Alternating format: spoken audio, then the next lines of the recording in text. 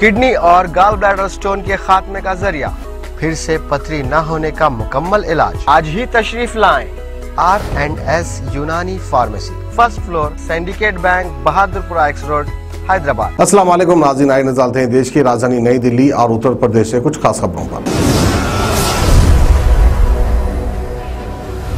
बुलंदशहर के खानपुर में रविवार को एक बच्ची को उसके 8वें जन्मदिन पर चाचा ने ऐसा खौफनाक तोहफा दिया कि हर कोई सदमे में है। जन्मदिन के मौके पर सगे चाचा ने बच्ची के सामने उसके माँ बाप को 4 गोली मार दी। इस घटना में दोनों बुरी तरह से घायल हो गए, जिन्हें हायर मेडिकल सेंटर दिल्ली में रेफर किया गया है। साथ ही पुलिस ने आरोपी चाचा को भी गिरफ्तार कर लिया है। बताया जा रहा है कि खिदरपुर का रहने वाला मोहित की बेटी अदिति का रविवार को जन्मदिन था और जश्न के माहौल में पूरा परिवार एक ही छत के नीचे इकट्ठा हुआ था। पार्टी में मौजूद मोहित के भाई मूलचंद ने देर रात मोहित और उसकी पत्नी पूजा पर एक के बाद एक 4 गोली दाग दी और अचानक इस घटना के बाद पूरा परिवार स्तब्ध रह गया। वहीं गोली की आवाज सुनकर और चीख पुकार मचने पर आस पड़ोस के लोग भी इकट्ठा हो गए। इस घटना की खबर पर मौके पर पहुंची पुलिस ने घायलों को जिला हॉस्पिटल भेज दिया, जहां उनकी हालत काफी गंभीर देखते हुए डॉक्टर्स ने दोनों घायलों को हायर सेंटर रेफर कर दिया है। तो वहीं इस घटना के बाद ग्रामीणों में दोनों भाइयों के बीच बंटवारे को लेकर विवाद की चर्चा भी चल रही है। आजादपुर के लालबाग इलाके में रविवार सुबह सिलेंडर बदलने के दौरान जोरदार धमाका हो गया। धमाके में बिल्डिंग की तीसरी और दूसरी मंजिल भरभरा कर गिर गई, साथ ही आसपास के 3 मकानों को भी नुकसान पहुंचा है। बताया जा रहा है कि तीसरे फ्लोर पर मौजूद लोगों के अलावा दूसरे तलों और गली में मौजूद 18 लोग घायल हो गए। घायलों में 4 महिलाएं भी शामिल है। बताया जा रहा है कि सुबह 8 बजे पुलिस को लालबाग मस्जिद के पास सिलेंडर ब्लास्ट के बाद एक घर में आग लगने की खबर मिली। खबर मिलते ही दमकल की 3 गाड़ियां और पुलिस की टीम वहां पहुंच गई और पुलिस और दमकल कर्मियों ने देखा कि धमाके से तीसरी और दूसरे फ्लोर की छत और दीवार गिर गई है। साथ ही आसपास के घरों की दीवारें भी गिर गई हैं। मलबे के नीचे दबे और झुलसे लोगों को तुरंत बाहर निकालकर बाबू जगजीवन राम हॉस्पिटल में एडमिट करवाया गया, जहाँ 40% झुलसे शख्स को राम मनोहर लोहिया हॉस्पिटल रेफर कर दिया गया। संकरी गली होने की वजह से भी लोगों को बाहर निकालने और राहत कार्य में काफी दिक्कत का सामना करना पड़ा।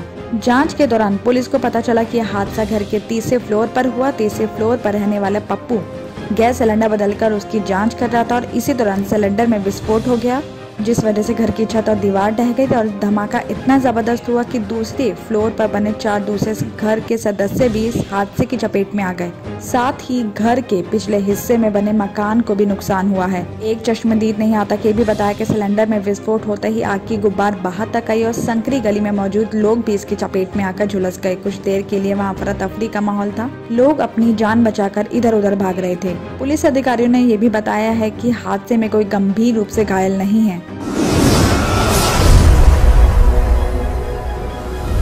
गाजियाबाद में सोमवार यानी आज श्रम विभाग की कन्या विवाह सहायता योजना के अंतर्गत सामूहिक विवाह कार्यक्रम आयोजित किया गया, जिसमें 2306 जोड़ों ने जीवन की नई पारी में प्रवेश किया। वहीं इस कार्यक्रम में मुख्यमंत्री योगी आदित्यनाथ भी वर्चुअली रूप से शामिल हुए। उन्होंने वर वधुओं को आशीर्वाद और शुभकामनाएं भी दी। योगी ने इस मौके पर कहा कि इनसे सामाजिक कुरीतियां खत्म हो रही हैं, इन्हें बढ़ावा मिलना चाहिए। यहाँ कमला नगर नेहरू पार्क में आयोजित कार्यक्रम में वर्चुअली शामिल होते हुए उन्होंने ये भी कहा कि गांव की बेटी सबकी बेटी की भावना जाति भाव से ऊपर होती है। कन्यादान सबसे पवित्र दान है।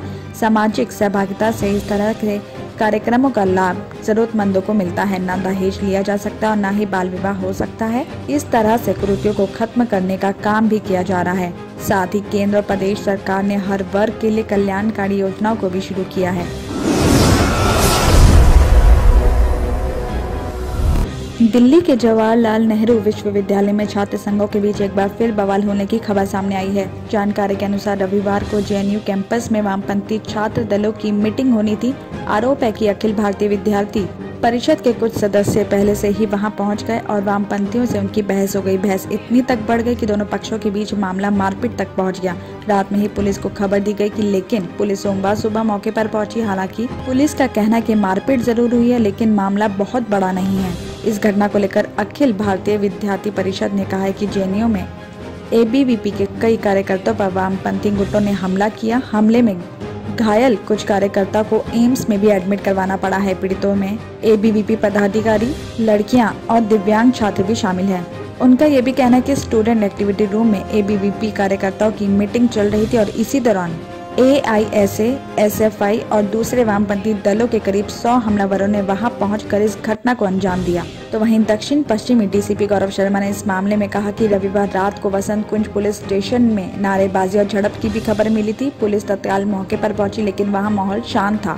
साथ ही जांच करने पर यह भी पता चला कि छात्र संघ हॉल में एक सेमिनार के आयोजन को लेकर स्टूडेंट्स के 2 समूहों के बीच झड़प हो गई थी। वहां ABVP के कार्यकर्ताओं ने थाना में लिखित शिकायत दी है। इसके साथ ही वामपंथी दल से भी एक सदस्य ने भी शिकायत दी है। दोनों ही पक्ष एक दूसरे पर मीटिंग में बाधा डालने का आरोप लगा रहे हैं। बाकी मामले की जांच की जा रही है। किडनी के अमराज से परेशान मायूस लोगों के लिए खुशखबरी। R&S यूनानी फार्मेसी किडनी और गॉल ब्लैडर स्टोन के खात्मे का जरिया। अब UNI स्टोन कैप्सूल्स के जरिए खात्मा कीजिए। No operation, no side effects, 100% result. सिर्फ UNI स्टोन कैप्सूल से मुस्तहिक लोगों के लिए खुसूसी रियायत। फिर से पथरी न होने का मुकम्मल इलाज। दर्द, कॉन्स्टिपेशन और पुराने कब्ज से निजात पाइए। आज ही तशरीफ लाएं। R&S यूनानी pharmacy, first floor, syndicate bank, Bahadurpura X road, Hyderabad. Contact 9703 939 436 9063 383760।